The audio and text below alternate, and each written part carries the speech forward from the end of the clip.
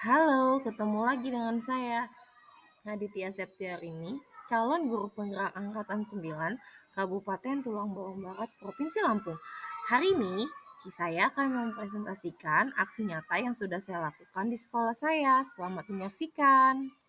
Rancangan tindakan untuk aksi nyata 1.4 adalah dalam lini masa tindakan yang akan dilakukan. Yang pertama akan melakukan sosialisasi kepada seluruh warga sekolah terkait dengan budaya positif, keyakinan kelas, dan praktik segitiga restitusi sebagai upaya pengganti hukum dan konsekuensi demi terciptanya sekolah ramah anak. Kemudian, guru memfasilitasi peserta didik untuk membuat keyakinan kelas. Keyakinan kelas yang telah disepakati selanjutnya ditandatangani seluruh warga kelas dan dipasang di dinding kelas. Yang ketiga, sosialisasi kepada seluruh murid tentang penumbuhan karakter dengan mengikuti kegiatan komunitas belajar yang sesuai dengan minat dan bakat mereka. Yang keempat, menumbuhkan, menanamkan, dan membiasakan nilai-nilai profil pelajar Pancasila. Langkah pertama yang saya lakukan adalah membuat keyakinan kelas. Keyakinan kelas merupakan sebuah nilai-nilai kebajikan universal yang telah disepakati secara tersirat dan tersurat, lepas dari adanya latar belakang suku, negara, bahasa, maupun juga agama. Keyakinan kelas dibuat secara bersama-sama dengan seluruh siswa yang mempunyai nilai-nilai kebajikan yang dapat dipercaya. Keyakinan kelas merupakan salah satu disiplin positif yang dapat untuk diterapkan dalam membangun budaya positif di lingkungan sekolah. Pembentukan keyakinan kelas yang saya lakukan melalui 3 tahap. Yang pertama adalah guru mengajak siswa mengemukakan pendapat. Kemudian, guru mengajak siswa memilah dari keyakinan yang ditulis oleh temannya. Mendapatkan keyakinan kelas dan ditempel di kelas dengan ditandatangani oleh seluruh warga kelas. Selanjutnya adalah sosialisasi penumbuhan karakter proyek penguatan profil pelajar Pancasila. Di sini saya melakukan sosialisasi penumbuhan karakter pelajar tersebut menggunakan lagu serta menghimbau anak-anak untuk mengikuti komunitas belajar yang sesuai dengan minat dan bakat mereka. Untuk menumbuhkan profil pelajar Pancasila, kami menggunakan proyek kewirausahaan di mana di sini pada proyek penguatan profil pelajar Pancasila, anak-anak membuat kritik untuk kegiatan kewirausahaan. Kegiatan inti pada aksi nyata 1.4 adalah pengimbasan budaya positif. Pengimbasan budaya positif dilakukan di SMPN 1 Atap 4 Tulang Bawang Barat dengan jumlah peserta 10 orang guru yang bertugas di SMP Negeri 1 Atap 4 Tulang Bawang Barat. Selamat menyaksikan. Assalamualaikum warahmatullahi wabarakatuh. Waalaikumsalam warahmatullahi wabarakatuh. Alhamdulillahirabbil alamin. Assalatu wassalamu ala asrofil anbiya'i wal mursalin wa ala alihi wa sahbihi ajmain. Amma ba'du. Yang terhormat Ibu atau Bunda Triswarni selaku Kepala SMP Negeri 1 Atap 4 Tulang Bawang Barat dan SDN 5 Batu Putih beserta guru di SMP dan SD Satap Batu Putih, Satap Tulang Bawang Barat dan Batu Putih. Dirinya saya di sini akan menyusun kegiatan hari ini. Yang pertama yaitu sambutan dari Bunda Tri, kemudian yang kedua acara inti yang akan disampaikan oleh Bu Tia, kemudian yang ketiga ditutup dengan doa yang akan diimami oleh Pak Kasmari. Baik, untuk menyingkat waktu, mari kita lanjutkan kepada acara yang pertama, yaitu menyanyikan lagu Indonesia Raya yang akan dipandu oleh Ibu Tari. Sudah tempat, yang persilakan.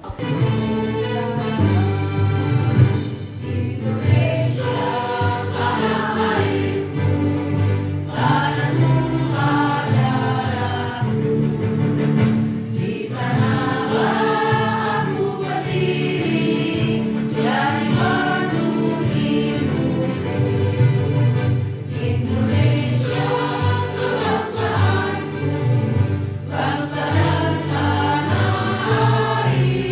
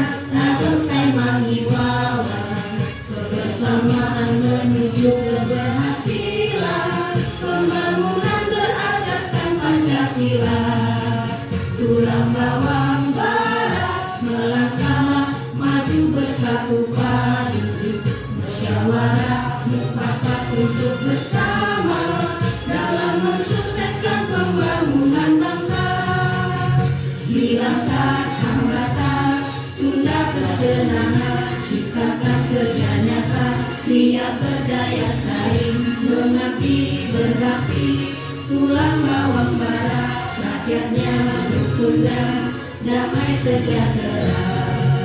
Tulang bawang barat jadi kebanggaan kita.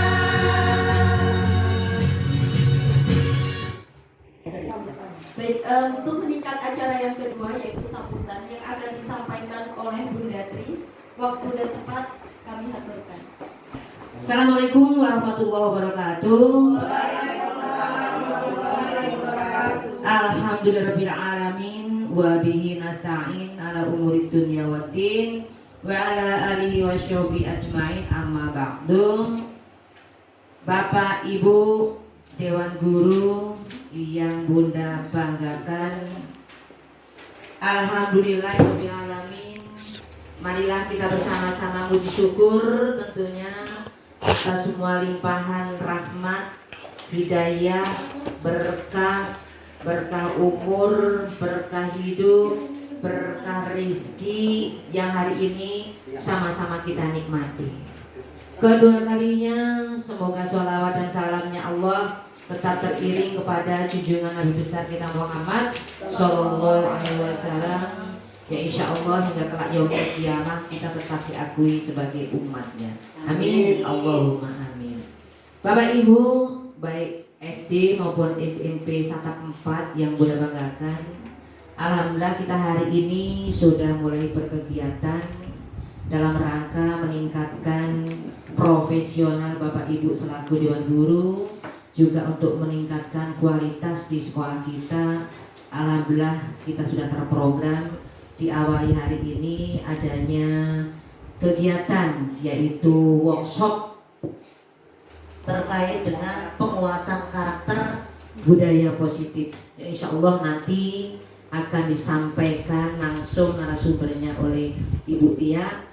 Semoga apa nanti yang kita dapatkan, apa yang disampaikan oleh Ibu Tia ini menjadikan pembelajaran dan juga menjadikan kewajiban kita bersama-sama dalam rangka meningkatkan kualitas kita. Jadi Bapak Ibu, kegiatan ini merupakan kegiatan kita bersama. Apapun bentuknya sesuai dengan kurikulum Merdeka ini kita dituntut untuk tahu, untuk bisa dalam rangka seluruh kegiatan yang tertera ataupun terdapat dalam kurikulum Merdeka, bedah PMM, semuanya harus kita ketahui, kita harus ngerti, bisa melaksanakan sampai kepada ke seluruh apa-apa yang terkait di dalamnya. Kemudian hari ini mungkin untuk budaya positif ini Ibu Tia nanti dijelaskan segamblang mungkin. Jadi rekan-rekan kawan-kawan ini harus bagaimana, harus kemana, posisi harus di mana, dan apa yang harus diprogramkan dan dilaksanakan itu nanti agar dapat disampaikan dengan sejelas-jelasnya dan segamblang-gamblangnya, sehingga Bapak Ibu Dewan Guru yang hari ini ikut sosialisasi itu selesainya dapat melaksanakan sesuai dengan apa yang kita harapkan bersama. Kemudian selanjutnya Bapak Ibu Dewan Guru, walaupun ini hanya ada di dalam komunitas belajar di antara kita dan kita, harapannya ini jangan dijadikan sebagai kegiatan yang sia-sia. Namun dengan cara demikian kita bersharing, berkolaborasi, harapannya menjadi satu kepemahaman dan satu kemajuan untuk di sekolah kita. Kita tidak membedakan antara SD dan SMP, yang jelas semua adalah merupakan bekal ilmu wahana untuk kita semuanya. Jadi sekali lagi harapan Bunda, tolong kita ikuti kegiatan ini bersama-sama dengan serius. Walaupun serius bukan berarti harus nemen-nemen, artinya kita fokus, setelahnya kita mendapatkan hasil yang maksimal, itu harapannya. Jadi sekali lagi terima kasih ucapan atas kebersamaan kita. Mudah-mudahan kegiatan yang kita lakukan kita akan mendapatkan hasil yang maksimal demi untuk putra-putri bangsa kita. Terima kasih atas perhatiannya dan silakan dilanjut untuk Ibu Tia, sehingga apa yang Bu Tia berikan hari ini mudah-mudahan akan menjadikan amal ibadah. dan menggugurkan kewajiban ibu dia sebagai guru penggerak nasional. Amin. Bunda akhiri dan ucapan terima kasih. Wabillahi taufiq wal hidayah. Assalamualaikum warahmatullahi wabarakatuh.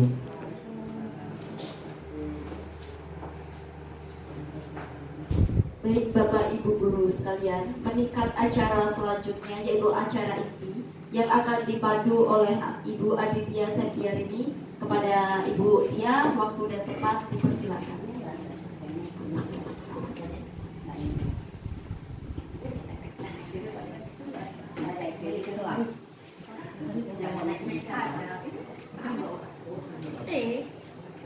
Oke, bismillahirrahmanirrahim. Assalamualaikum warahmatullahi wabarakatuh. Pertama-tama saya ucapkan terima kasih atas waktu dan kesempatannya kepada Kepala Sekolah SMP 1 Atap 4 Tulangbong Barat. Yang saya hormati juga Wakil Kepala Sekolah SMP 1 Atap 4 Tulangbong Barat dan guru SD maupun SMP yang masuk di dalam komunitas belajar Satap. Kemarin kita sudah membangun komunitas Satap, sinergi, aktif, terampil, adaptif, dan penuh kasih sayang. Oke, pada kesempatan hari ini saya akan memberikan pengimbasan. Jadi selama ini mungkin dalam waktu 2 bulan ini pasti teman-teman tanya-tanya, Bu Tia itu ngapain di kantor depan laptop aja? Ngapain depan laptop aja, uring-uringan aja gitu. Ya, jadi hari ini saya akan melakukan pengimbasan apa sih yang didapatkan dari saya pendidikan guru penggerak angkatan 9. Hari ini kita akan masuk ke dalam materi budaya positif di lingkungan sekolah kita. Kemungkinan kita sudah melakukan, kemungkinan kita setengah-setengah melakukan, atau kemungkinan kita belum sama-sama melakukan. Jadi ketika kita sudah melakukan, berarti harus kita tingkatkan. Ketika kita kadang-kadang melakukan, berarti intensitasnya harus kita pertajam. Kalau belum melakukan, yuk sama-sama kita mulai. Oke. Sebelum kita belajar, tenangkan hati, pikiran, arahkan semua perhatian untuk fokus belajar, hadirkan rasa ingin tahu, syukur, dan kebijaksanaannya. Ngantuk nggak teman-teman? Mau ice breaking dulu nggak? Boleh. Oke. Kalau mau ice breaking dulu, sekarang kita mulai duduk, bangun dari tempat duduknya.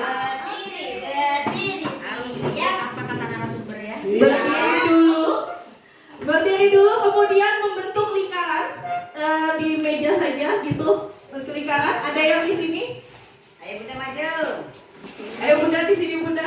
Nanti Bunda kalah kacau nih Bun. Ayo. Sudah? Deket-deket dong sama temennya. Deket-deket sama temennya. Jangan jauh-jauh. Kan kita lagi berkolaborasi nih. Kayaknya Masih nih Mbak. Ini. Oke. Oke. Ya tutup dulu ya. Boleh ya. Biar nggak panas ya. Oke. Permainannya adalah tangan satu di atas. Tangan kanan di atas. Oke. Yang tangan kirinya ada di bawah seperti ini. Oke. Ketika saya berkata Eli, maka tangan kanan turun, tangan kiri menghindar. Oke.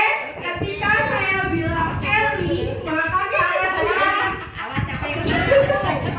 Ini jangan dipukul ya teman-teman, tapi ditangkap temennya. Oke ya? Oke. Ditangkap temennya ya. Oke. Oke.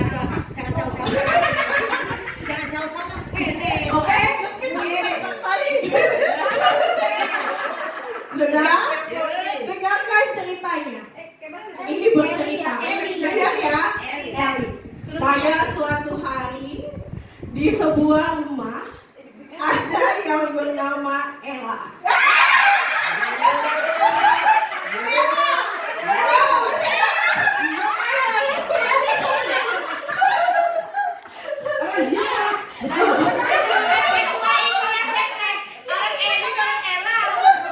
Udah ya lagi.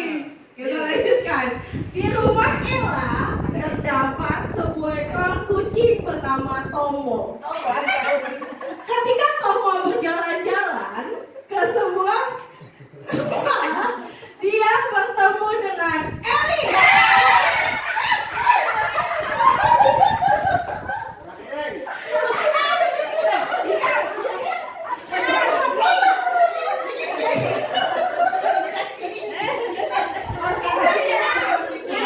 Ini konsentrasi, Bu. Melatih konsentrasi. Sudah? Apa? Yang UPK harusnya nunduk gantian. Oke. Satu kali lagi ya ceritanya ya. Kita lanjutkan ya supaya konsentrasinya lebih tajam. Oke, tadi ketemu di mana dia?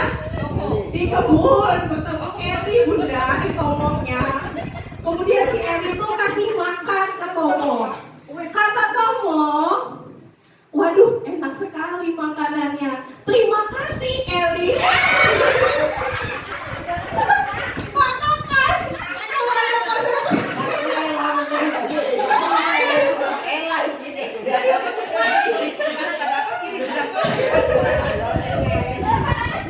Oke, terima kasih buat semuanya. Tepuk tangan untuk kita semua.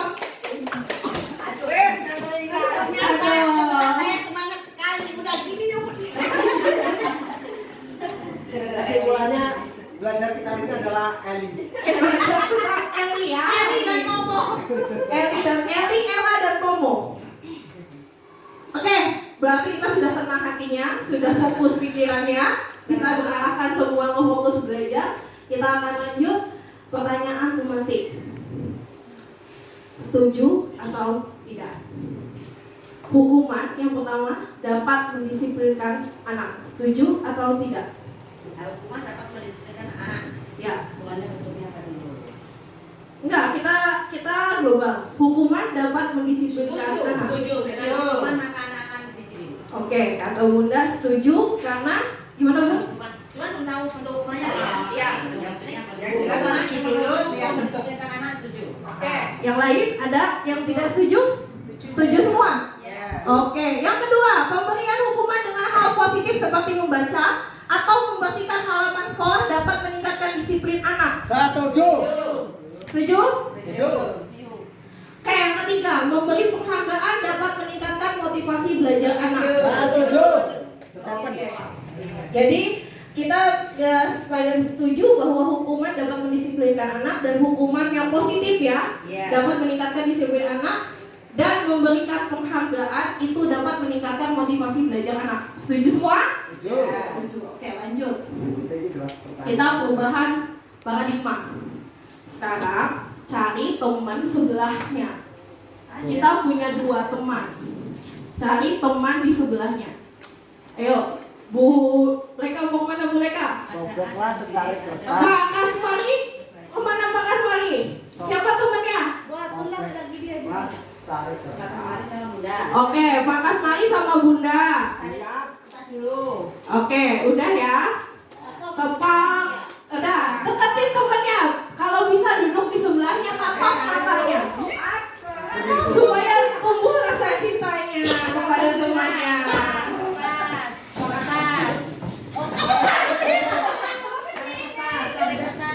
Cari kertas. Udah, udah bawa Bunda.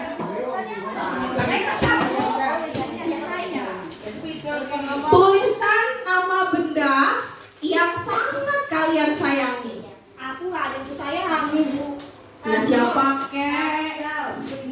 Benda. Sebuah dompet merah. Kalau Mbak Devi sudah jawabannya dompet merah. Yang paling disayangi. Iya. Paling disayangi. Oh. Satu benda yang sangat kalian sayangi. Ini banget ini. Kalau Bunda Devi itu kawan Bunda Tri. Dia dompet merah sampai hancur. Sudah? Kemudian sobek kertasnya kecil saja dan taruh di genggaman kalian. Kecil saja. Kecil saja Bunda. Sayang ya. Dengarkan dari itu kata-kata saya. Salah dipegang gitu. Bapak kecil nggak rapi aku. Ya kan orangnya Gak apa-apa, menandakan Ceritanya kecil. kecil. Itu. Udah karakter yang mana ini Pak Asumi? Ada karakter gak rapi. Oke, sudah. Ya. Sekarang digenggam. Iya. Lihat mata temennya. Tatap-tatapan.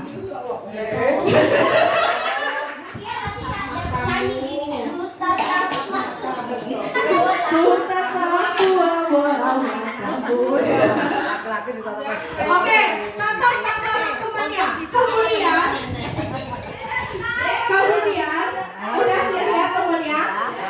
Temen yang di B, terserah yang mana. Ya, terserah. Ayo temen yang A supaya si A ngasih benda yang kesayangan tadi.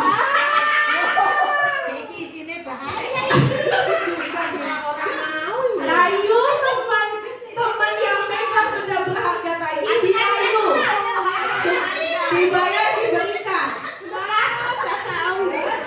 Ayo dikasih enggak?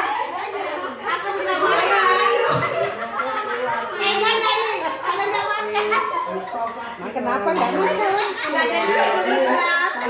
Gajian sama Bujuk ke, acau ke, ayu ke, terserah.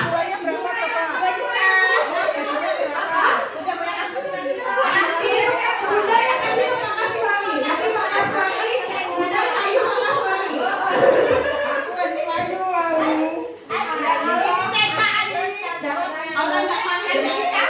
Terserah mau dikasih atau tidak tergantung hatinya ya.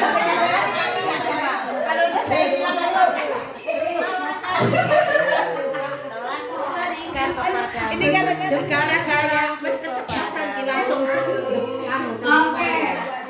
Dikasih enggak?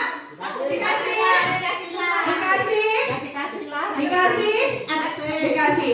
Bu Atun, kenapa Bu Atun ngasih? Ya dia nggak makan, aku makan, saya punya sesuatu. Oke. Bu Atun kasihan berarti ya kalau boneka dikasih enggak? Enggak. Kenapa enggak dikasih? Oke. Sayang ya kalau dikasih. Kalau Bunda dikasih enggak? Kalau kelompok yang Mbak Devi? Ya dikasih Bu, soalnya saya kalah muda Bu. Dan cari masalah. Oke. Sebenarnya ini adalah teori yang kita lakukan ke anak-anak. Sesuatu yang berharga itu diberikan kepada anak. Oke, ilustrasi yang pertama adalah dengan rayuan tadi kita bisa mengontrol temannya. Ilusi kita. Saya ngerayu deh, saya ngerayu Bu Devi deh. So kan nanti siapa tahu dikasih. Gitu ya. Itu ilusi kita dalam mengontrol. Kita mengontrol ilusinya, kita mengontrol dia. Kemudian ilusinya bahwa kritik dan membuat orang merasa bersalah dapat menguatkan karakternya. Misalnya tadi ada yang buat kasih lalu, kalau nggak dikasih nanti gue begal di jalan, gitu ya. Itu adalah ilusi kita, pasti dikasih sama dia. Kemudian ilusi kita bahwa penguatan positif efektif dan bermanfaat. Ilusi kita lagi itu adalah penguatannya. Ayolah dikasihlah. Nanti kalau dikasih, ya itu adalah ilusinya. Ilusi yang terakhir adalah ilusi bahwa orang dewasa memiliki hak untuk memaksa. Ini ilusi. Ayo, katanya Lutfi, kan saya kalah muda Bu, dipaksa sama Bu Devi. Gitu ya. Karena ilusinya bahwa orang dewasa itu memiliki hak untuk memaksa. Nah, siapa sesungguhnya yang memiliki kontrol? Sebenarnya tadi kalau Bu Atun nggak kasihan, nggak mungkin dikasih. Makanya. Ya. Kemudian kalau Bunda atau Bu Tri tadi nggak eman-eman, nggak tak kasih. Kalau Lutfi tadi mikirnya kalah muda, nggak akan dikasih. Kenapa? Stimulus respon kita harus kita ubah menjadi teori kontrol, teman-teman. Motivasinya yang kita bangun itu adalah motivasi intrinsik anak-anak, motivasi dalam dirinya. Jadi anak-anak itu akan berubah menjadi anak yang berdisiplin jika dia mau dalam hatinya berubah. Yang kita bangun itu adalah motivasinya. Kalau kita memaksa, kita paksa tadi, kita punya ilusi memaksa. Kita paksa, ayo kamu harus kerjain. Kalau kamu nggak kerjain, itu ilusi kita bahwa dengan memaksa kita dapat mengontrol anak. Kita akan ada di posisi sini, nak, ini teman-teman, stimulus respon. Kita mencoba mengubah orang agar berpandangan sama dengan kita. Padahal setiap orang punya pandangan yang berbeda. Kita ubah menjadi teori kontrolnya adalah kita berusaha memahami pandangan orang lain terhadap dunia. Itu. Yang kedua, perilaku buruk dilihat sebagai suatu kesalahan. Padahal semua perilaku itu memiliki tujuan. Kadang-kadang ada anak, iya apa enggak? Kadang-kadang ada anak yang nggak ngerjain tugas. Iya enggak? Kadang-kadang kita marah. Itu terjadi pada saya juga. Kadang-kadang kita marah. Ilusinya dia nakal nih, nggak mau ngerjain tugas. Dia buat kesalahan. Padahal kita belum tahu kenapa dia ini nggak ngerjain tugas. Itu kita ubah dari stimulus kontrol, kita ubah menjadi teori kontrol. Kemudian orang lain bisa mengontrol saya dengan memaksa tadi. Kita bisa mengontrol orang lain. Itu stimulus respon. Yang kita ubah adalah hanya diri kita saja yang dapat mengontrol diri kita. Kalau kita nggak mau, nggak akan berubah. Ya, jadi nggak ada yang namanya saya bisa merubah kamu, tidak. Yang ada dia mau nggak berubah untuk dirinya sendiri. Kemudian saya bisa mengambil kontrol orang lain. Ternyata dalam teori pilihan itu tidak bisa. Kemudian memaksa adalah suatu bujukan yang gagal. Pemaksaan, lu harus ikut, kamu harus ikut saya. Kamu harus ikut hari ini rapat di sini. Gitu. Padahal pemaksaan ini tidak boleh, teman-teman. Adanya adalah kolaborasi. Jadi kita akan berkolaborasi di sini. Adanya teman-teman di sini, saya yakin kita punya motivasi yang sama dari dalam diri kita supaya kita memajukan diri kita sendiri, bukan memajukan sekolah, teman-teman. Sekolah mengikuti kita, tapi kita harus memajukan diri kita sendiri dulu. Dan model berpikir menang atau kalah. Padahal teori kontrolnya harusnya anak-anak itu punya pola pikir adalah saya harus menang, saya harus menang, saya harus menang. Tidak boleh kita jawabnya tidak bisa punya stimulus kontrol, ya udah menang atau kalah sama saja. Tapi kalau saya pilihan anak harus menang, karena dia harus punya motivasi. Kalau dia menang atau kalah sama saja, nggak ada motivasinya, teman-teman. Tapi kalau kita ada menang dan harus menang, dia akan ada tekanan dalam dirinya, saya harus menang. Ada gregetnya. Ini yang kita ini kan di kompetitif ya. Nah, di sini ada dari teori pilihan tadi, teori kontrol, kita masuk ke disiplin positif. Disiplin positif yang pertama dari teori kontrol menurut Dr. William Glasser, Anda tidak bisa mengontrol orang lain, hanya Anda yang bisa mengontrol diri Anda. Makna disiplin di sini adalah belajar mengontrol diri sendiri dengan menggali potensi kita. Anak-anak itu saya yakin punya disiplin jika dia sudah tahu potensi dirinya apa.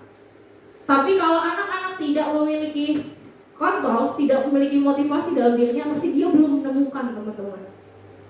Ini yang saya pelajari, ternyata paradigma saya berubah. Anak yang nakal, ternyata dia belum tahu potensi dirinya apa. Sedangkan anak yang sudah nice, dia sudah tahu potensi dirinya apa. Sedangkan anak yang masih ini, dia ternyata belum menemukan potensi dirinya, dan dia butuh wadah untuk mengembangkan dan menemukan potensi dirinya. Iya, semua perilaku memiliki tujuan. Ada teori motivasi, ada posisi kontrol di sini. Nanti teori motivasi adalah untuk menghindari hukuman. Kita ada teori posisi kontrol di sini, teman-teman, nanti kita bahas. Kemudian ada 5 kebutuhan dasar manusia.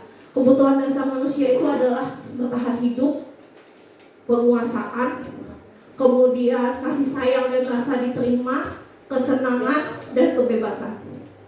Sebagai contoh begini, teman-teman, untuk yang 5 kebutuhan dasar manusia. Ada anak di kelas tidur-tiduran. Anak kelas di kelas tidur-tiduran. Menurut kalian, kenapa anak ini tidur-tidur? Lelah, bosan.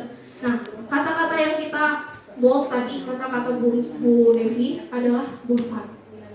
Apa kebutuhan dasarnya? Kebebasan. Kemudian ada mungkin, karena kita di sini banyak ya, mayoritas anak-anak yang tidak memiliki orang tua lengkap, biasanya cenderung nakal, teman-teman. Kebutuhan dasar manusia ini apa? Dia butuh yang namanya rasa sayang dan diterima. Jadi kita tuh adalah penumbuhnya, penerimaan kebutuhan anak, kebutuhan dasar manusianya. Apa makna disiplin? Berasal dari bahasa Latin disiplina, artinya belajar.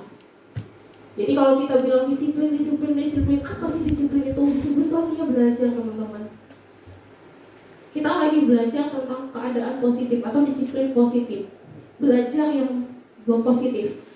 Makna asal ini berkata dari konotasi yang ada dengan disiplin diri dari murid-murid Socrates dan Plato. Disiplin diri membuat orang menggali potensinya menuju sebuah tujuan. Apa yang dia hargai? Ini kita garis bawahi, teman-teman. Apa yang dia hargai. Jadi tujuan itu untuk disiplin terbentuk untuk tujuan, tapi apa yang dia hargai? Gitu. Kemudian, namun dalam budaya kita, makna kata disiplin telah berubah menjadi sesuatu kepatuhan. Bukan lagi ada di kata belajar tadi. Anaknya nggak disiplin nih. Anaknya nggak disiplin, berarti dia cenderung tidak patuh. Padahal disiplin itu adalah pola belajar. Bukan dengan apa yang kita hargai atau pencapaian pada satu tujuan. Jadi kita cenderung ke kepatuhan. Kemudian teori motivasi perilaku manusia. Ada motivasi internal, eksternal dan internal. Yang pertama, untuk menghindari ketidaknyamanan atau hukuman. Apa yang akan terjadi apabila saya tidak melakukannya? Biasanya kita gitu, teman-teman. Kalau saya nggak masuk, nanti saya dimarahin sama Bu Tri. Itu adalah motivasi eksternal. Kalau saya nggak ikut, nanti Bu Tri marah. Kalau saya nggak ikut, nanti apa kata teman-teman? Itu adalah motivasi eksternal, bukan dari dalam diri kita, teman-teman. Dan itu notabene kita semua begitu.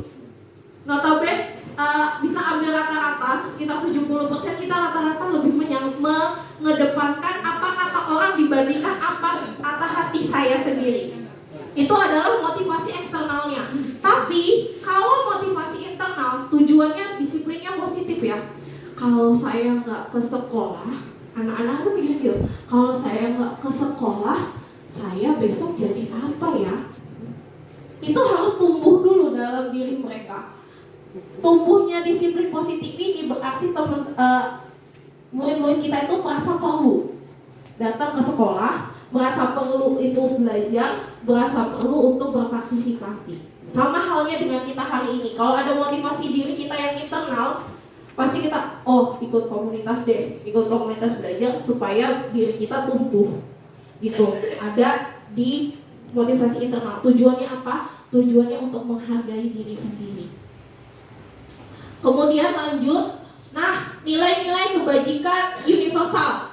Ini tadi yang sudah kita singgung sebelum sosialisasi, Bunda. Jadi nilai-nilai kebajikan universal ini diambil 6 poin untuk profil pelajar Pancasila. Semua sebenarnya ada nilai kebajikannya, tapi kita ambil 6 poin yang harus ada dan ingin dicapai oleh setiap anak Indonesia. Yang pertama adalah beriman, bertakwa kepada Tuhan Yang Maha Esa, dan berakhlak mulia. Itu yang pertama. Yang kedua, mandiri. Yang ketiga, bernalar kritis. Yang keempat, berkebinekaan global. Yang kelima, bergotong royong. Yang terakhir dan paling penting adalah kreatif. Ini yang kita singgung agungkan. Bentuk program kebijakan, beri dukungan secara khusus kepada anak yang Kemudian beri pengakuan secara pribadi. Kamu itu pinter nak. Tapi jangan ada kata cuma. Jangan. Kita harus memberikan pengakuan secara pribadi. Titik, kamu itu pinter nak. Jangan ada tapinya. Kalau ada kata tapinya nanti timbulnya motivasi eksternal. Oke, lanjut kita bentuk ke program kebajikan. Ini adalah bentuk program yang harus kita lakukan, teman-teman. Jadi on progress kita akan melakukan ini ke depannya. Jadi dalam memberikan apresiasi atau pengakuan, tapi perlu diingat ada beri dukungan secara khusus, secara pribadi kepada murid gantian semua. Jadi nggak boleh cuma satu anak. Kemudian secara konsisten, artinya continue. Kemudian fokus. Tadi penekanan dari kepala sekolah kita adalah proyek penguatan profil pelajar Pancasila itu fokusnya adalah proses. Ya, jadi semua pembelajaran kita di kurikulum Merdeka ini teman-teman fokusnya ada di proses. Itu. Contoh pengakuan apresiasi kebajikan, misalnya pembukanya kemarin saya perhatikan ya.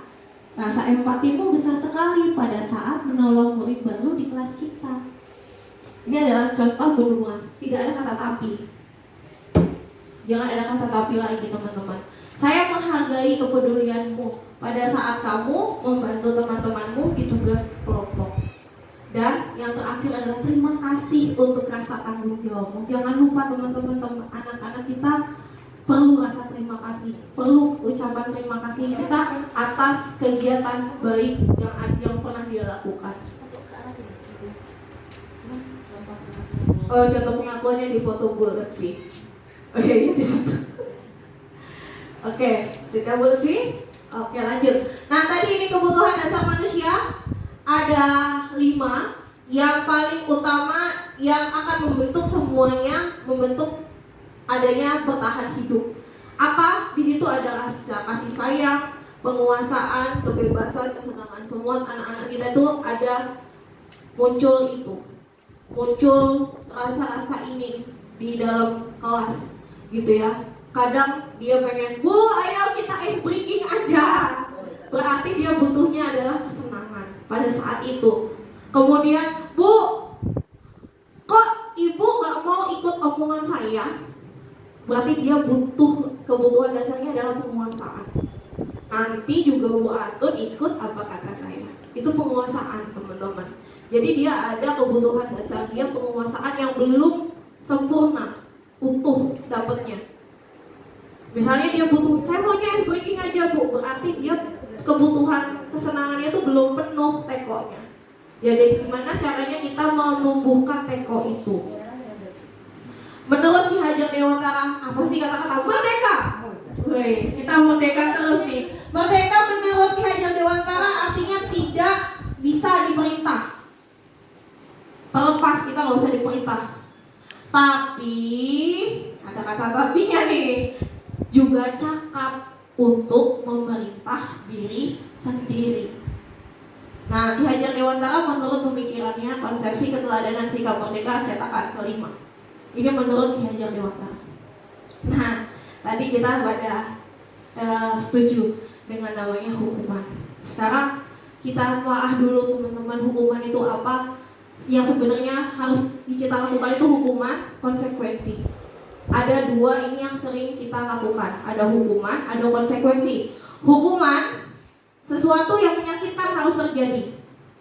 Misal, anak gak ngerjain PR, kita hukum lari ke lapangan. Lari lapangan 5 kali. Itu bentuk hukuman teman-teman. Kita kalau bentuk konsekuensinya adalah sesuatu yang harus terjadi. Misal anak gak ngerjain PR, oke, kamu ikut saya belajar. Nanti setelah belajar kamu ngerjain PR-nya. Begitu. Atau anak terlambat datang. Biasanya kalau anak terlambat datang kita suruh ngapain gitu ya?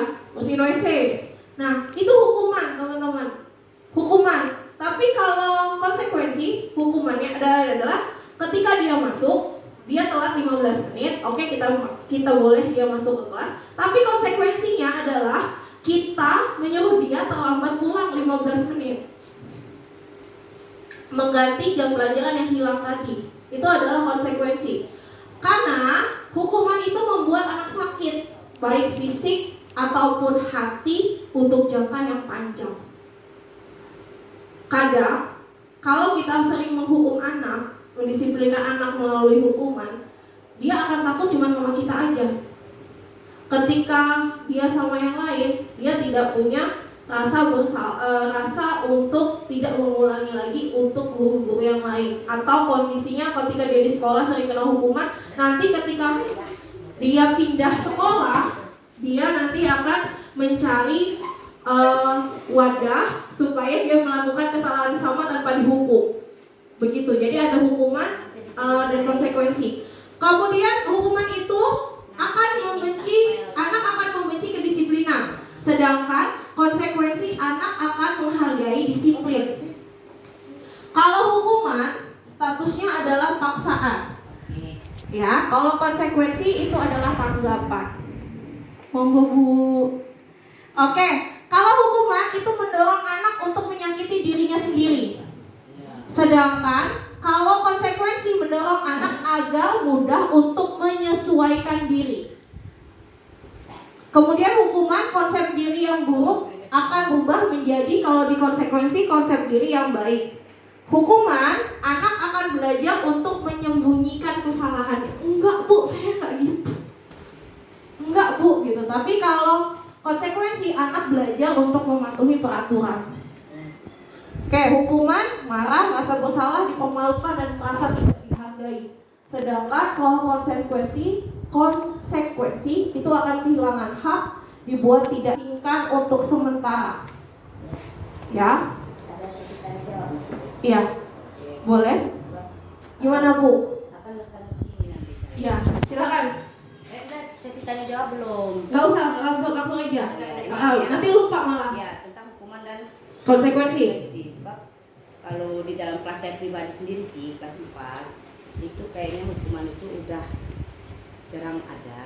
Cuman ketika mereka contoh kecil tidak mengerjakan PR, tetapi mereka saya suruh berjanji pada diri mereka sendiri, dan janji itu jangan dilanggar, tapi mereka menghukum diri mereka sendiri. Contoh, Bu, saya janji kalau saya sampai tidak mengerjakan PR, saya bersedia mengepel kelas selama 1 minggu. Saya itu terlalu atau gimana kalau mengiyakan, tapi saya menyikapi itu janjimu ya, jadi ingat janji adalah hutang, kata. Tapi hukuman itu sudah tidak ada lagi yang di tempat saya. Tapi dengan cara-cara kecil seperti itu. Oke, nanti kita ganti melalui materi selanjutnya Bu. Oke, kita lanjut. Dihukum oleh penghargaan. Tadi siapa yang penghargaan itu adalah reward untuk anak, menumbuhkan motivasi.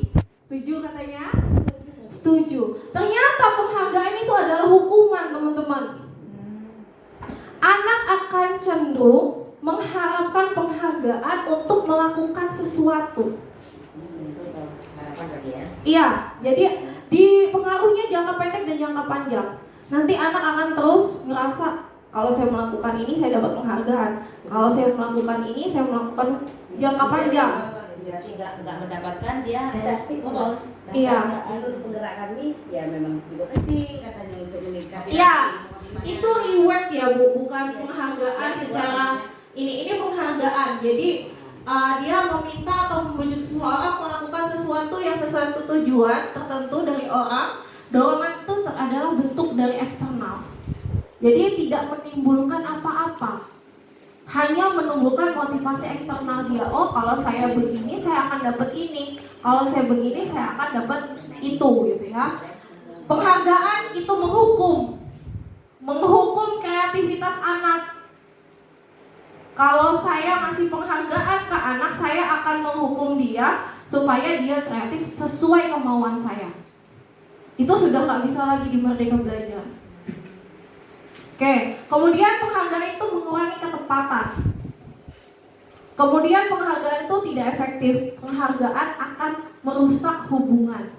Ini kayaknya paling inti. Penghargaan merusak hubungan. Misal, Bunda besok mau ngadain kegiatan guru teladan di sekolah.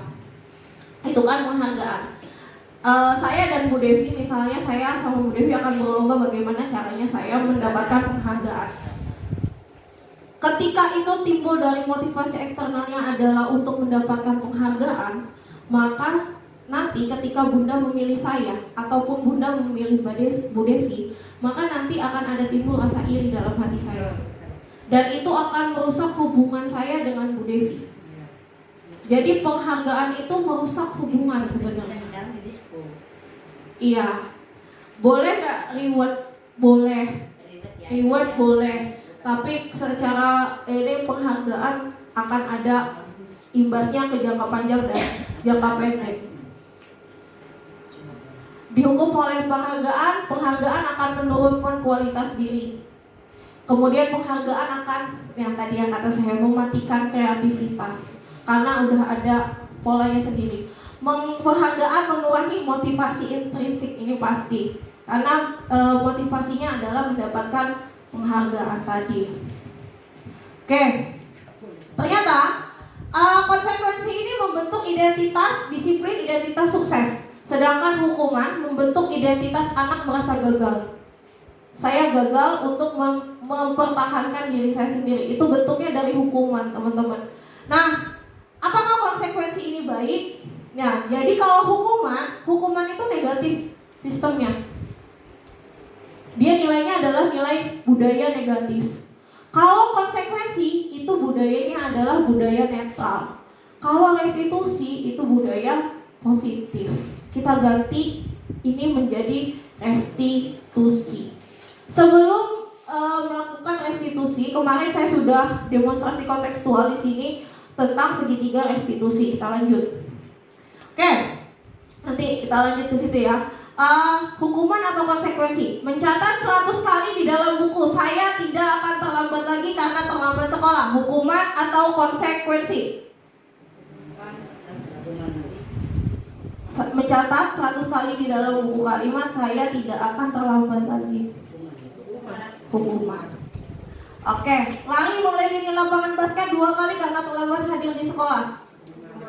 Hukuman. Oke, kita lihat nanti ya. Murid diminta untuk push up 15 kali karena tidak menggunakan masker ke sekolah. Hukuman. Mengganti kertas tugas teman yang telah dicoret-coret. Konsekuensi. Oke, ini kita lihat nih. Konsekuensi di sini ya. Membersihkan tumpahan air di meja tulis karena tersenggol pada saat belajar. Konsekuensi. Murid disuruh untuk mengenakan sepatu seharian di sekolah karena tidak menggunakan sepatu hitam. Hukuman. Kemudian yang terakhir, lari mengelilingi lapangan basket 2 kali karena terlambat 10 menit untuk pelajaran PJOK. Ayo. Hukuman. Ada yang lain? 2 kali karena terlambat 10 menit Untuk pelajaran PJOK. Konsekuensi. Itu kan dia terlambat ya. Kan lari mengelilingi lapangan 10 ya terlambat hukuman. Tapi kalau dia Perjanjiannya ada di itu bisa. Tapi ini pelajaran PJOK. Konsekuensi ya itu. Bu Devi, konsekuensi. Tapi pelajaran PJOK. Bunda apa Bun? Hukuman mengelilingi lapangan ini berarti ketentuan dari guru dong. Lari mengelilingi lapangan Pak, berarti 2 kali pelajaran. Berarti kan dia disuruh mengelilingi lapangan. Akibat dari karena dia terlambat 10 menit untuk Pelajaran PJOK. Hukuman atau konsekuensi itu Bisa 2 Hukuman. Kayaknya kan sebelum itu terjadi pelajaran itu mungkin sebelumnya sudah ada perjanjian di antara Nah, itu mereka karena itu. udah ada. Oke. Jadi bisa hukuman. Tapi kalau misalnya bukan PJOK, Kalau bukan Iya, perjanjian hukuman. oh tetap melihatnya perjanjian katanya. Kalau bukan perjanjian ya tahu kan ini. Ini Ini kan kita kan bukan berbicara masa perjanjian. Yang penting kan muncul kalimat ini. Iya, apakah konsekuensi itu sudah bukan. perjanjian atau belum perjanjian? Kita kan nggak ngerti. Yang penting muncul kalimat ini kan begitu. Ya, jadi Di hukuman kalimat ini kalau lihat kalimatnya yang tidak ada perjanjian terlebih dahulu, ini hukuman. Oke, Bunda hukuman. Bunda satunya konsekuensi. Kalau aku konsekuensi kalau pelajaran PJOK. Oke, kita lihat jawabannya. Karena Oke, 100 kali mencatat 100 kali itu udah hukuman. Kenapa hukuman? Karena tidak ada faedahnya buat anak-anak. Gak nggak ada faedahnya. Kemudian mengelilingi lapangan 2 kali karena terlambat hadir di sekolah, nggak ada faedahnya, nggak ada linearitasnya kalau bahasa kita. Kemudian murid diminta push up 15 kali ketika tidak menggunakan masker, ini hukuman. Konsekuensinya apa kira-kira kalau dia nggak pakai masker? Suruh pulang ambil maskernya atau telepon orang tuanya. Kemudian mengganti kertas tulisan, oke benar tadi teman-teman, konsekuensi membersihkan tumpahan air di meja itu konsekuensi. Murid disuruh untuk mengenakan sepatu seharian di sekolah, tidak mengenakan sepatu sekolah harian itu hukuman. Kemudian mengelilingi lapangan basket 2 kali karena terlambat 10 menit untuk, ini ada kata-katanya Bunda, untuk pelajaran PJOK. Jadi ada linearitasnya. Kalau dia kegiatannya sesuai dengan linearitasnya, maka dia adalah konsekuensi. Gitu. Lagi. Otot itu. Jadi apa itu restitusi? Restitusi itu adalah proses menciptakan kondisi bagi murid untuk memperbaiki kesalahan mereka. Jadi kita memberikan kesempatan dia untuk memperbaiki kesalahan mereka. Secara nggak langsung sebelum saya belajar modul ini, saya ada di ranah hukuman. Itu saya yakini bahwa saya sebelum saya mempelajari ini saya ada di hukuman. Jadi saya selalu menghukum anak tanpa melihat konsekuensinya apa. Nah, sekarang saya akan belajar dan kita semua akan belajar. Kita akan taruh keadaan ini di restitusi, teman-teman. Apa restitusi itu? Menciptakan kondisi yang bagi murid untuk memperbaiki kesalahannya sehingga mereka bisa kembali pada kelompok mereka dengan karakter yang lebih kuat. Restitusi juga merupakan proses kolaboratif yang mengajarkan murid untuk mencari solusi untuk masalah mereka sendiri dan membantu murid berpikir tentang orang seperti apa yang mereka inginkan untuk menjadi tujuan dan bagaimana mereka harus memperlakukan orang lain. Nah, restitusi ini ada 9 ciri. Yang pertama adalah bukan untuk menebus kesalahan, tapi belajar dari kesalahan. Kemudian memperbaiki hubungan. Tawaran bukan paksaan. Yang keempat, restitusi menuntut untuk melihat ke dalam dirinya anak.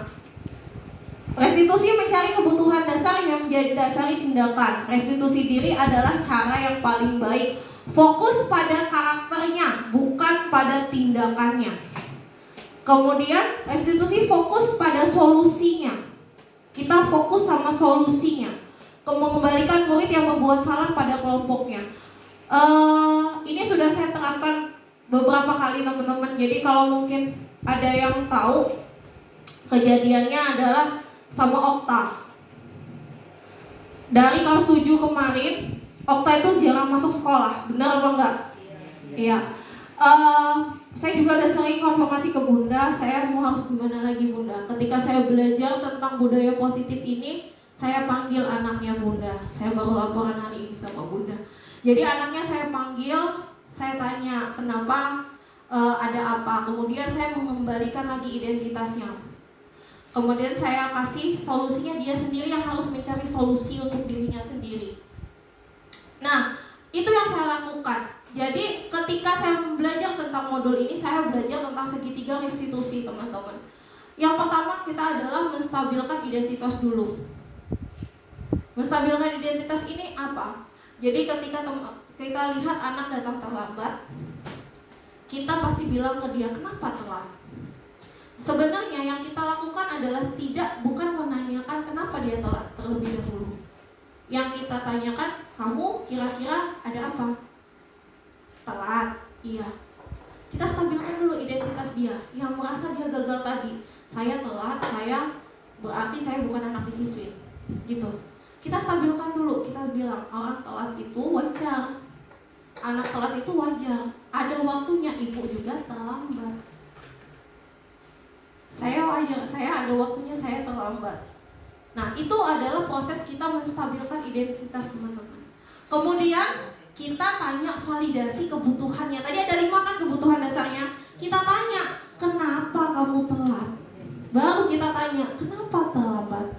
Kira-kira kebutuhan dia, karena dia terlambat ini kebutuhan apa yang belum tersalurkan sama dia? Nah, ketika dia validasi kebutuhan, kita sudah tahu, oh ternyata kebutuhannya adalah kesenangan. Saya telat bu karena saya bangunnya ke siangan, tadi malam scroll TikTok. Ternyata ketika dia scroll TikTok itu, dia akan memvalidasi kebutuhan dia yang butuh kesenangan tadi. Nah, karena dia memvalidasi kebutuhan yang kita lagi menanyakan keyakinannya. Menurut kamu, kalau terlambat itu budaya oke atau tidak? Gitu. Kemudian kita tanya lagi sama dia, kira-kira nih, kalau kamu bilang itu nggak oke, gimana cara kamu memperbaikinya? Solusinya bukan dari kita, tapi solusinya dari diri dia sendiri. Nah, itu yang saya lakukan Bunda sama Okta. Alhamdulillah sekarang lebih rajin sekolahnya. Kemudian juga datangnya juga kurang dari 7.30, alhamdulillah. Tapi ada satu yang belum bisa saya validasi kebutuhannya untuk ada di kelas secara aktif. Itu mungkin nanti kembali lagi ke wali kelasnya. Karena kita belajar ini, jadi saya gak sendiri. Oke, menstabilkan identitas, membuat hal itu manusiawi loh, nah. Ini cara kita menstabilkan identitas yang pertama. Kata-kata ini kunci. Kata-kata manusiawi ini adalah kuncinya. Kenapa kata-kata yang kunci? Kita akan menstabilkan diri dia. Menjadi dia, oh iya, berarti bukan cuma saya yang buat kesalahan. Gitu. Atau tidak ada manusia yang sempurna. Bapak ibu juga pernah salah. Gitu. Kita pasti bisa menyelesaikan masalah ini. Bapak ibu tidak tertarik untuk mencari tahu siapa yang benar dan siapa salah. Bapak ibu lebih tertarik untuk menyelesaikan masalahnya. Nah, validasi kebutuhan. Kita tanya apa, maukah kamu belajar cara lain untuk dapat apa yang kamu butuhkan tanpa harus memukul. Gitu. Biasanya teman-teman yang gondok-gondokan atau ada anak yang pukul-pukulan di kelas, mungkin dia ada kebutuhan dasar yang tidak ada wadahnya tadi ya teman-teman. Oke, kita lanjut. Ini kemarin saya melakukan ini sama anak kelas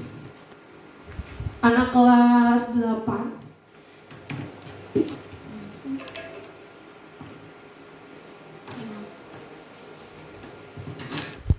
Selamat siang Bu, apa yang menurut saya? Selamat siang, Zakia, silakan duduk ya Ibu. Dijemu tempatnya yang kemarin udah. Kenapa? Kira-kira kenapa Ibu memilih itu? Mengatur masalah yang tadi ya Bu, karena Zakia tidur di dalam kelas. Iya, tidur itu adalah kebutuhan ya. Benar nggak sih? Iya. Ya, semua orang, setiap manusia itu pasti ada waktunya untuk tidur. Nah, ada rasa ngantuk. Nah, kira-kira menurut Zakia, kenapa sih Zakia hari ini itu bisa sampai ngantuk sampai tertidur di kelas? Iya Bu, kan Zakia sama aku karena Zakia main hati saya Main apa Zakia? Iya, tapi masih ngantuk sekarang. sedikit. Kenapa sekolah? Ya karena sekolah itu wajib banget. Iya, terima kasih ya Zakia. Zakia berarti sudah menuntun rasa tanggung jawab dari diri Zakia. Tapi di kelas itu Zakia tahu Allah itu adalah hal yang mengurangi keyakinan Zakia. Iya Bu, Keyakinan apa nak? itu di kelas. Iya, keyakinan apa yang dikurangi? Karena Yang kelas kita yang mana? Iya, tidak aktif. tidak aktif dalam pembelajaran. Ya, tidak aktif dalam pembelajaran. Itu pembuatannya mengenai keyakinan Zakia karena Zakia kenapa? Kalau tidak aktif di kelas jadinya gimana? Ketinggalan pelajaran. Kira-kira nih menurut Zakia, hal apa sih yang bisa Zakia perbaiki ke depannya untuk menumbuhkan keyakinan melalui Zakia tentang keyakinan kelas kita yang tadi aktif dalam pembelajaran? Mengikuti pelajaran, bangun, tidur tidak terlalu malam dan menghindari media sosial. Iya, karena mungkin ya Zakia kalau kita dengan media sosial malam hari itu timbul lebih rasa capek dalam diri Zakia ketika pagi kan energinya sudah terbuka. Nah, tapi kira-kira Zakia bisa melakukan itu ke depannya? Bisa, Bu. Oke. Berarti Zakia sudah berkomitmen untuk memperbaiki keadaan. Ya, Ibu berterima kasih Zakia sudah mau memperbaiki keyakinan Zakia dan Oke, teman-teman. Dengan begitu kita mengembalikan dia ke keyakinannya sendiri, keyakinan dan dia mencari solusi untuk dirinya sendiri. Ini valid teman-teman. Kenapa? Karena timbulnya adalah anak itu akan percaya diri, lebih percaya diri. Nah, tadi kan saya bahasnya sama teman-teman, sama si Zakia adalah kira-kira kalau kamu tidur di kelas keyakinan apa yang kurang? Ternyata dia jawabnya adalah keyakinan aktif dalam pembelajaran. Izin, keyakinan kelas ini sudah saya bentuk sebelum saya ikut calon guru penggerak. Sebelum saya ikut CGP, saya sudah melakukan keyakinan kelas untuk mata pelajaran saya, Bunda. Jadi, keyakinan kelas itu adalah nilai kebajikan yang telah kita sepakati secara tersirat dan tersurat. Jadi, ini keyakinan kelas itu adalah dari mereka dulu. Mereka kira-kira ketika di kelas do and don'ts-nya apa yang harus kita lakukan dan apa yang tidak harus kita lakukan. Nah, keyakinan kelas ini yang tadi ditanyakan oleh Bu Ira. Jadi di kelasnya Bu Ira, tadi udah Bu Ira, ada keyakinan kelas kalau saya melakukan ini saya akan begini gitu ya. Nah, sebenarnya Bu Ira itu benar keyakinan kelas. Buat kesepakatan kelas oke. Tapi untuk saat ini kita harus menggunakan kata-kata yang positif. Misal, saya meyakini bahwa jika saya terlambat masuk ke sekolah, kata-kata terlambat itu kan kata-kata negatif ya teman-teman. Harusnya kita pakai adalah jika saya datang tepat waktu, saya akan menjadi anak yang mandiri. Atau saya meyakini bahwa jika saya aktif di kelas, maka saya akan itu adalah kata-kata positif. Jadi kita akan menggunakan keyakinan kelas. Dan ini statusnya gimana ya teman-teman? Wajib nggak wajib? Apalagi kalau kita yang di Mapel, supaya anak-anak itu lebih gampang kita tarik ulurnya, kita harus menggunakan keyakinan kelas. Ketika dia melakukan suatu kesalahan, kita balikan keyakinan kelasnya, kita panggil, kita ingatkan lagi keyakinan kelasnya, keyakinan diri dia yang sudah dia buat dan disepakati, gitu. Mengapa nggak peraturan aja? Kita sekarang ranahnya adalah sekolah ramah anak. Kemarin Bu Devi bilang jangan ada lagi yang namanya poin, sistem kredit poin. Itu kenapa nggak peraturan aja? Karena peraturan tadi itu sifatnya mengikat. Sifatnya mengikat dan mengurangi kreativitas anak. Jadi kenapa harus keyakinan? Sama dengan pertanyaan, kenapa harus pakai helm kalau kita naik motor? Untuk apa? Keselamatan. Kan? Terus kenapa kita harus pakai masker? Buat kesehatan. Nah, kedua-duanya ini balik lagi ke nilai diri kita, balik lagi ke motivasi kita. Jadi kalau kita mau selamat, motivasi internal kita adalah ketika kita pakai helm, kita selamat. Ketika saya pakai masker, saya menjaga kesehatan. Nah, keyakinan begitu teman-teman. Ketika saya datang terlambat, berarti saya tidak akan jadi anak yang mandiri. Jadi timbul rasa keyakinan itu yang kita tumbuhkan untuk mencapai tadi yang namanya motivasi intrinsik tanpa ada penghargaan dan hukuman. Jadi motivasi intrinsik ini ada di sini, ada di nilai kebajikan atau keyakinan-keyakinan yang lebih menggerakkan seorang dibandingkan mengikuti serangkaian peraturannya. Oke, di sini peraturan kelas ini lingkupnya segini ya teman-teman. Peraturan kelas itu dibungkus dengan keyakinan kelas. Ketika keyakinan kelas itu akan menimbulkan lingkungan yang positif. Ketika lingkungannya sudah positif, anak-anak kita sudah punya keyakinan, kita sudah membuat lingkungan yang positif, lingkungan yang aman, lingkungan yang ramah, maka akan timbul budaya positif. Ini PR kita bersama, PR saya terutama, apalagi saya yang emosional. Jujur ini PR saya. Jadi kayak kemarin pas begitu belajar ini saya seperti ditampar. Seperti ditampar, kamu ternyata budaya kamu gitu. Seperti ditampar diri saya sendiri. Nah, ada dua ini kesepakatan kelas dan ini juga kesepakatan kelas teman-teman. Kira-kira dari kedua ini mana yang keyakinan kelas?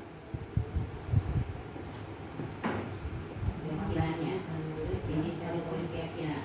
Iya, yang mana yang menurut teman-teman keyakinan kelas? Yang kanan atau yang kiri?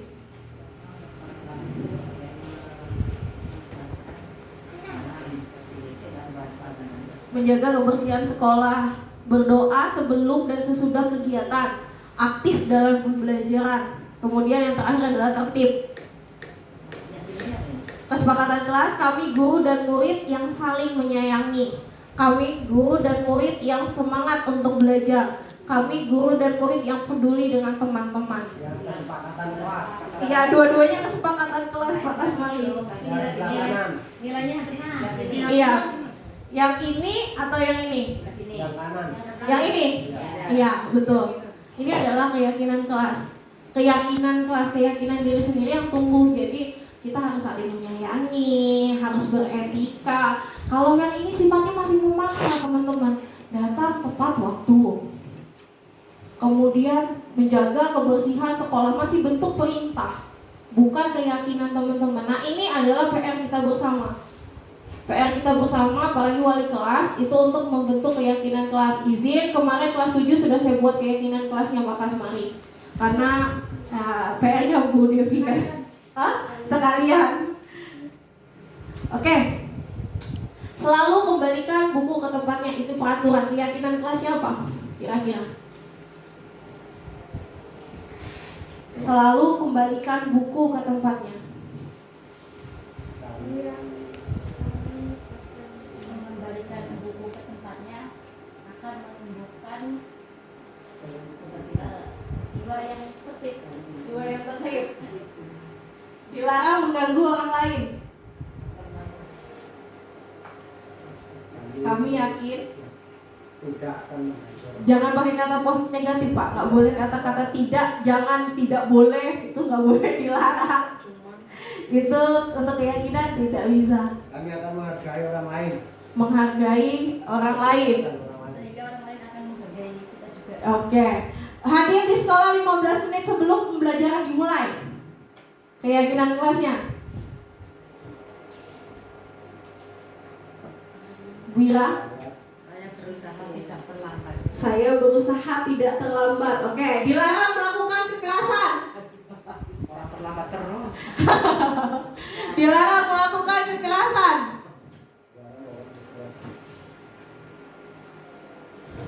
Ini PR ya Bun. Kekerasan ya Bun. Bullying. Saling menyayangi. Kami aku saling menyayangi. Saling menyayangi. Dilarang menggunakan narkoba. Jaga kesehatan. Menjaga kesehatan. Bergantian atau menunggu giliran. Bareng-bareng. Gunakan masker. Kesehatan. Jangan berlari di kelas atau koridor. Ini atas bawah nih biasanya nih. Ada dua gurunya nih. Jangan berlari di kelas atau koridor. Dede. Hati-hati. Hati-hati. Oke, lanjut. Ini kita jawabannya. Selalu kembalikan buku ke tempatnya. Proses tanggung jawab. Jadi keyakinan kelasnya, saya akan menjadi anak yang bertanggung jawab. Dilarang mengganggu orang lain. Dan kata Pak Kasmari, menghormati orang lain. Hadir di sekolah 15 menit sebelum pembelajaran dimulai. Keyakinan kelasnya adalah menghormati orang lain. Karena kalau dia datang terlambat pasti akan cecer teman-temannya yang lain. Kemudian dilarang melakukan kekerasan, juga menghormati orang lain boleh, menyayangi boleh ya. Kemudian dilarang menggunakan narkoba. Keyakinan kelasnya adalah menjaga kesehatan. Bergantian atau menunggu giliran. Sabar. Sabar anak-anak, sabar. Gunakan masker, itu kesehatan dan keselamatan. Jangan berlari kelas, itu keamanan. Keselamatan dan keamanan. Nah, ini yang sudah saya lakukan di kelas 7. Jadi guru mengajak siswa mengemukakan pendapatnya. Jadi saya panggil dulu anak-anak, lebih mudah lagi pakai sticky note. Ya, pakai sticky note. Jadi mereka kita bagikan sticky note, kemudian karena ini kelasnya kelas kecil, jadi menurut saya pakai papan tulis aja cukup. Tuliskan kira-kira apa yang harus kita lakukan di kelas, keyakinan apa yang kamu akan tumbuhkan di kelas ini. Nanti mereka akan aktif. Karena kita pakai brainstorming, artinya kita pakai arus otak. Kita memainkan dulu arus otaknya. Jadi dia nanti akan berpikir secara brainstorming. Kemudian mengajak siswa memilah dari keyakinan yang dituliskan. Ketemunya ini. Dapat keyakinan kelas dan ditempel di kelas. Ini yang masih PR saya adalah ditempel di kelas, belum ditempel. Karena kemarin tuh belum sempet RTL Bunda. Oke. Ini ada video.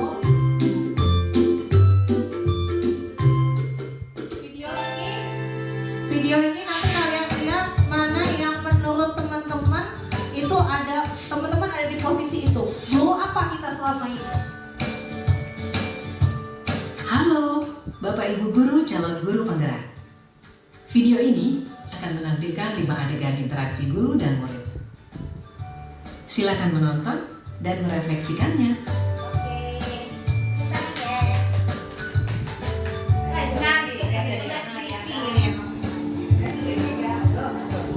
Pagi anak-anak, silakan PR yang kemarin Ibu berikan diletakkan di meja. Anton, kamu sudah mengerjakan belum?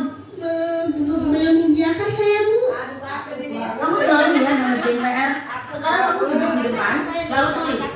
Saya berjanji tidak akan mengulangi lagi. Saya berjanji akan berusaha menjadi murid yang rajin belajar sampai pelajaran saya selesai.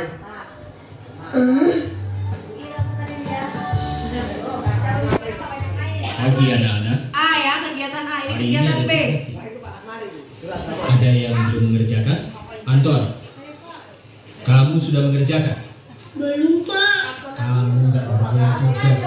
Kamu mau jadi apa nanti? Kamu lihat sekolah nggak sih? Ini dengan kelas 9 ini. Coba Ini kelas bayangkan 9 ini. orang tuamu betapa kecewanya sama kamu. Kamu itu sudah kelas 5. Harusnya bertanggung jawab sama dirinya sendiri. Ini yang C. Maaf, Bu, saya terlambat. Ya udah, nanti jangan diulangi lagi ya. Kalau kamu rajin, Ibu senang lihatnya. Ya. Nanti tepat aku ya masuknya. Tos dulu dong. Kita kan teman. Wah, jadi kalau aku terlambat lagi, apa ya?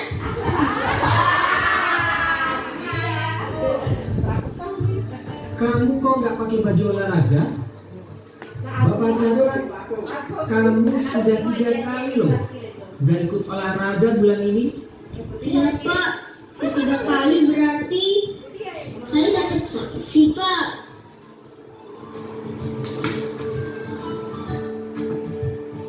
Ini, Bu, saya mau ngumpulin tugas. Maaf ya, Bu, saya terlambat ngumpulin tugas. Kenapa kamu terlambat mengumpulkan tugas? Iya, Bu, saya kalau sore bantuin Ibu jaga warung, gak sempat ngerjain tugas. Kira-kira nih, apa yang bisa kamu perbaiki supaya kamu bisa mengerjakan tugas tepat waktu? Coba, kapan biasanya kamu membantu ibu jualan? Kadang sampai jam 8 malam, Bu. Bagaimana kalau kamu membuat jadwal? Kapan kamu akan mengerjakan tugas? Oh gitu ya, Bu. Saya coba deh, Bu. Terima kasih, Bu.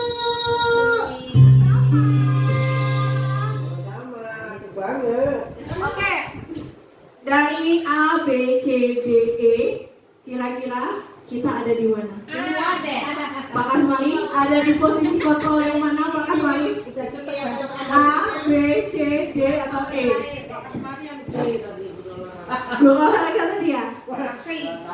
Saya catat kamu sudah 5 kali tidak menggunakan baju seragam.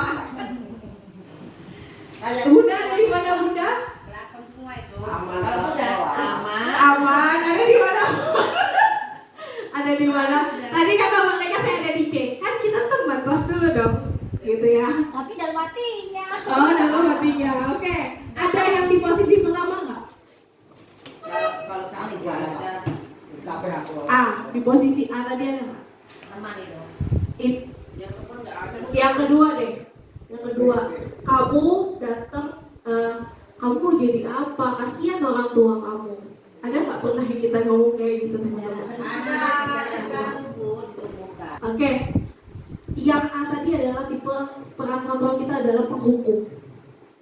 Yang B, peran kita adalah pembuat rasa bersalah.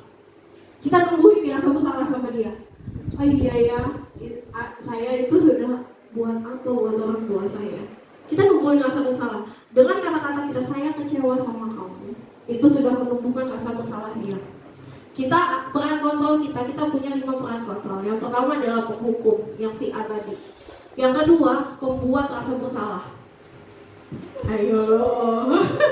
Bu Devi ketawa-tawa. Yang ketiga, itu ada kata-kata, kita kan teman, terus dulu dong. Itu adalah bentuk teman. Yang keempat adalah pemantau. Menurut data saya, atau kamu tahu nggak peraturan di sekolah? Itu adalah pemantau. Yang terakhir, ideal di sini, manajer. Peran kontrol kita itu ada di 5. Di manakah kita posisinya? Pasti kita pernah ada di penghukum. Pasti kita pernah ada di pembuat rasa bersalah. Pasti kita ada di pemantau. Nah, ketika kita ada di teman, ini bahaya teman-teman. Ternyata kalau kita ada di teman, itu bahaya. Oke, ketika di penghukum, dampaknya akan ada pengulangan kesalahan. Kalau kita ada di posisi kontrol kita penghukum, kita ada pengulangan kesalahan. Kalau kita ada pembuat rasa bersalah, anak akan merasa rendah diri. Ini konsekuensinya adalah kontrolnya dari luar, nanti dia akan mencoba untuk menghindari hukuman. Kemudian kontrol yang berhasil itu kontrol gagal, Bu. Jadi ketika kita ada di penghukum dan pembuat rasa bersalah, itu adalah kontrol gagal. Kontrol kita berhasil, ini berhasil bukan sukses ya teman-teman. Berhasil adalah di teman dan pemantau, tapi bahaya di teman ini. Kenapa? Karena anak akan lemah. Dia akan mengandalkan orang yang dianggap dia sebagai temannya.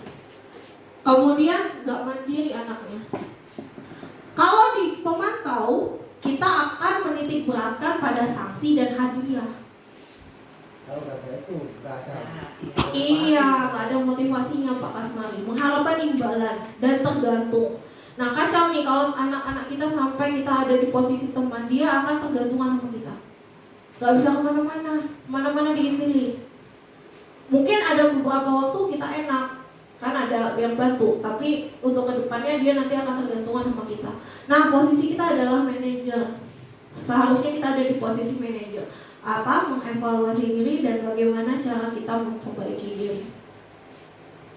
Oke, pertanyaan-pertanyaan ini siapa yang mengatakan saya kecewa sekali sama kamu?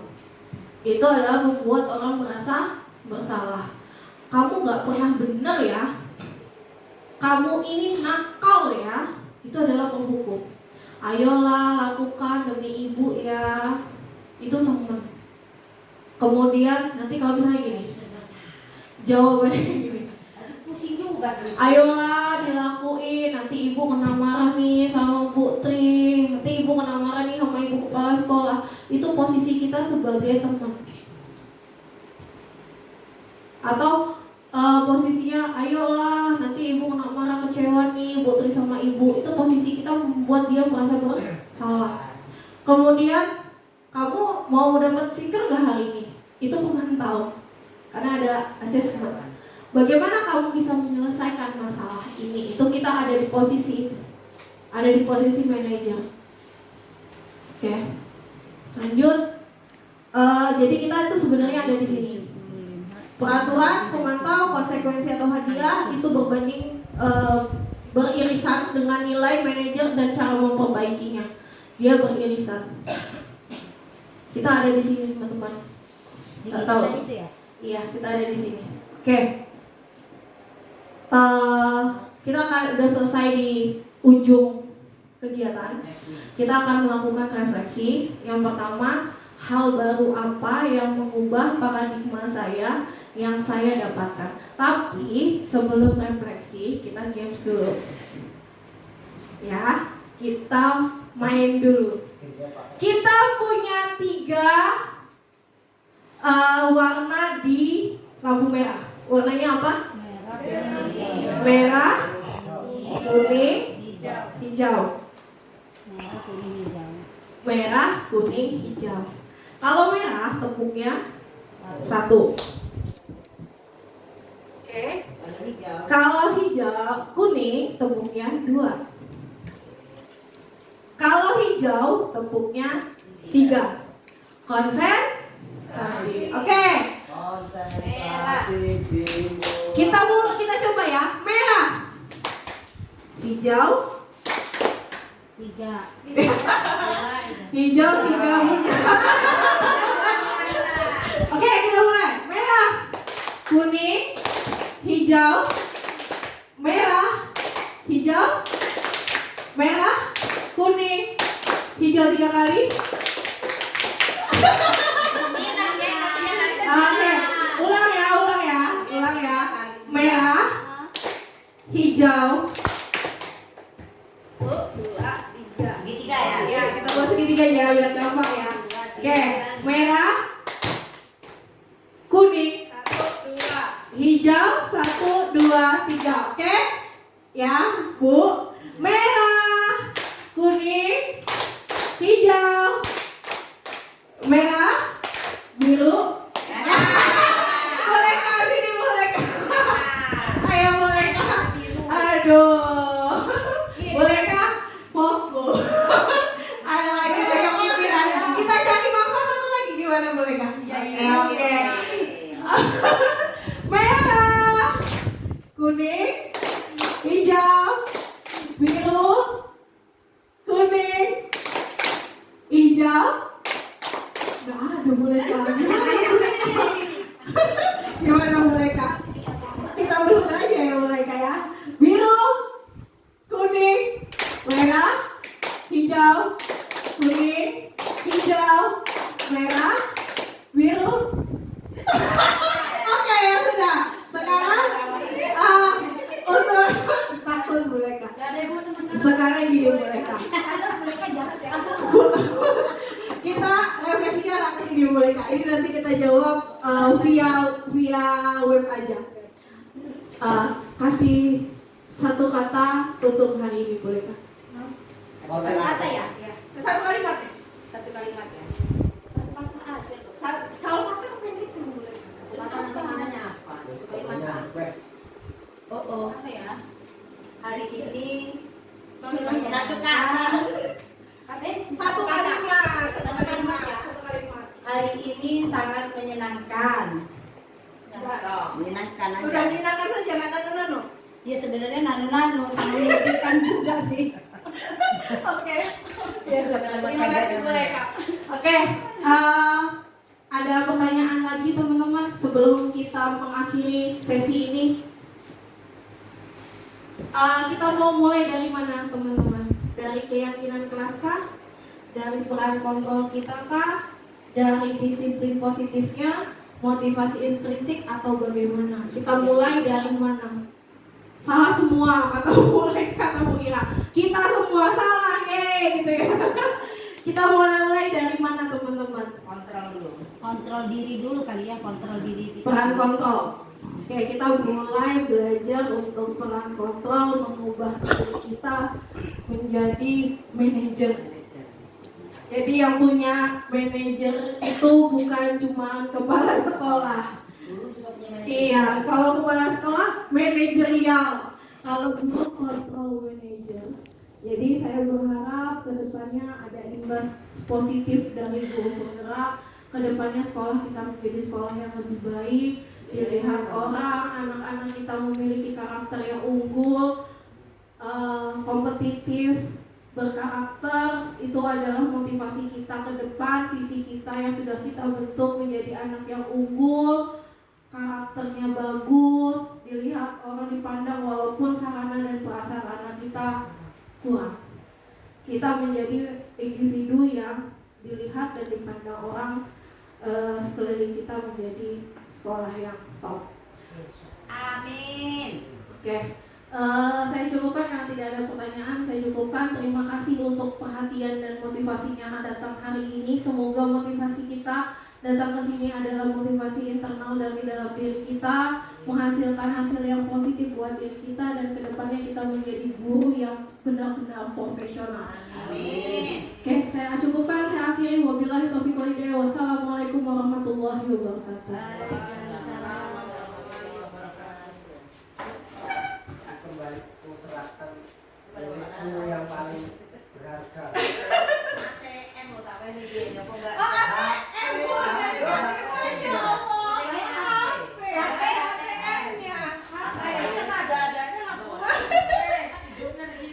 Baik Bapak Ibu, kita berada di penghujung acara dan alhamdulillah terima kasih untuk Bu Tia yang sudah men-sharingkan materi dalam komunitas belajar ini, sehingga saya pribadi juga merasa ternyata ilmu di kuliah ini ternyata jauh berbeda dengan yang ada di praktiknya secara langsung gitu. Baik, untuk menyingkat waktu, mari kita berdoa bersama yang akan diimami oleh beliau Bapak Kasmari. Kepada Bapak Kasmari waktu dan tempat dihaturkan. Apa yang kamu itu? Enggak. Baik, Bapak Ibu, mengharapkan ridho dan berkah dari Allah Subhanahu Wa Taala pada kegiatan kita siang hari ini. Mana kita berdoa. Saya imamin. Bismillahirrahmanirrahim. Allahumma shalli wa sallim wa barik ala sayyidina Muhammad alhamdulillahi rabbil alamin. Allahumma ihdina shiratal mustaqim shiratal ladzina an'amta 'alaihim ghairil maghdubi 'alaihim waladdallin. Rabbana zalamna anfusana wa illam taghfir lana wa tarhamna lanakunanna minal khasirin. Rabbana la tuzigh qulubana ba'da idh hadaytana wa hab lana min ladunka rahmah innaka antal wahhab. Rabbana hab lana min azwajina wa dhurriyyatina qurrata a'yun waj'alna lil muttaqina imama. Rabbana atina fid dunya hasanah wa fil akhirati hasanah wa qina adzabannar. Subhanaka rabbika rabbil izzati 'amma yasifun wa salamun 'alal mursalin walhamdulillahi rabbil alamin. Bi barakatil Fatihah.